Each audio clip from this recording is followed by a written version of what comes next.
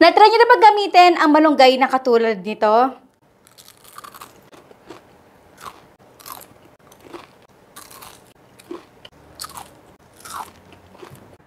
So, meron ako dito ang half cup ng rice. Pwede tayong gumamit ng jasmine rice, sinangdoming rice, basta't hindi siya malagkit. Then, hugasan natin ito ng 3 beses.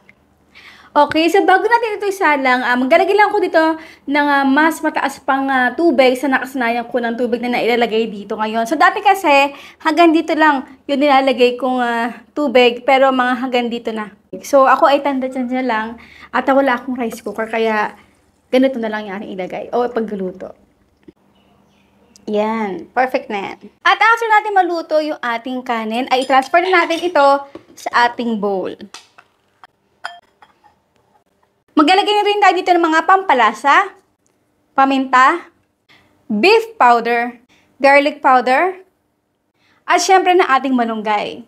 Gagamit tayo dito ng 1 cup na pang-scoop at hindi ko siya masyadong ipapress. Talagang ilalagay ko lang talaga siya para lang makuha natin yung eksaktong measurement.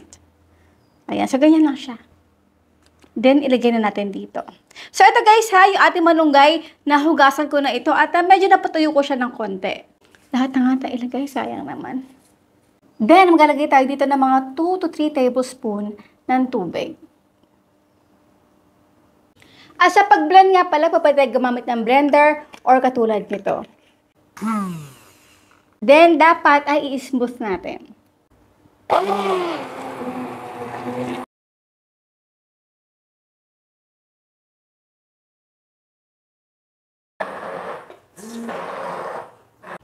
Dinagdagan ko pa ito ng konting tubig, basta yung consistency natin na hinahanap, ganito siya dapat.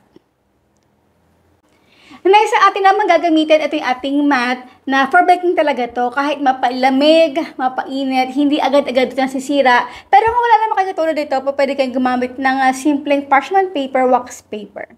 Ito ay hahating ko lang sa gitna at i-will distribute ko lang ito dito sa ating mat.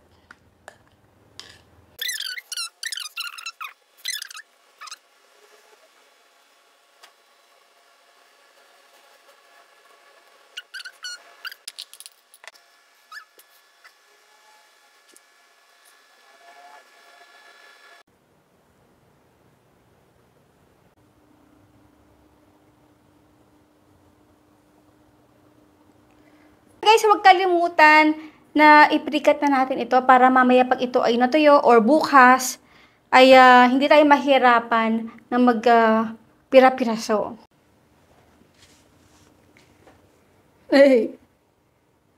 Yan, so hindi siya natumba. So next na ating gagawin ay kailangan natin talaga ito patuyuin or nakabilad sa araw for 1 to 2 days. Depende yan kung talaga namang tuyong-tuyo na yung ating cracker. Again, kung umuulan ngayon at makulimlim yung panahon, pwede naman ito sa loob ng bahay, basta make it sure na may ventilador tayo para madaling matuyo. So, dito nga walang pusa, pero may mga unggoy dito na pumapalig talaga sa veranda namin, tsaka yung mga ibon-ibon. Kaya paminsan-minsan talaga, china-check ko yan. Ayan, na-dry na yung pinakalikod, kung dry na talaga at hindi na siya dumitrikit. Ayan. Okay na to, ready to go na tayo. Kita nyo naman yan guys kung talagang umaangat na yung pinaka-crackers natin ng kusa. Tulad yan. So yan. Umaangat na siya ng kusa. Try mo muna natin kung mainit yung ating mantika over medium-low heat.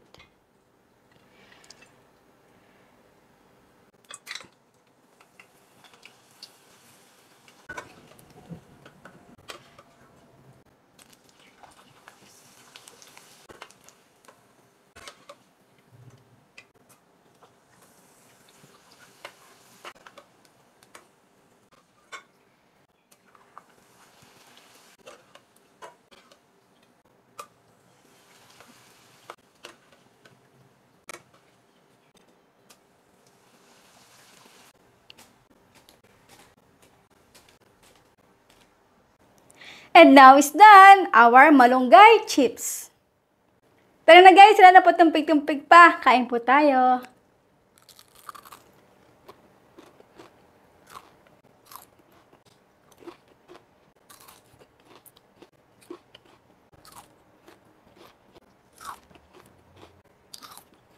Yan nyo guys. Kung gaano kalutong yan. So, ayan po guys. Maraming po salamat sa inyo lahat ng ating outro. Keep safe, be healthy, and be happy. Bye. Garlic powder. No. Tight daw.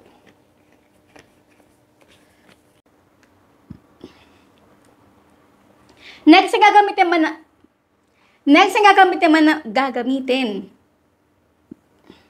Next na gagamitin man gagamitin.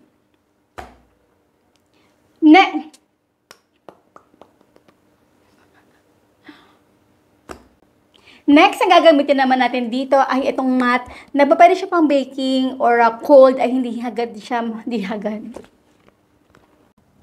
Next, ito nga pala ay bago natin itong lagyan ng tubig, ay gusto ko na ipaliwanag sa inyo na kailangan na dapat ay medyo taasan natin, taasan.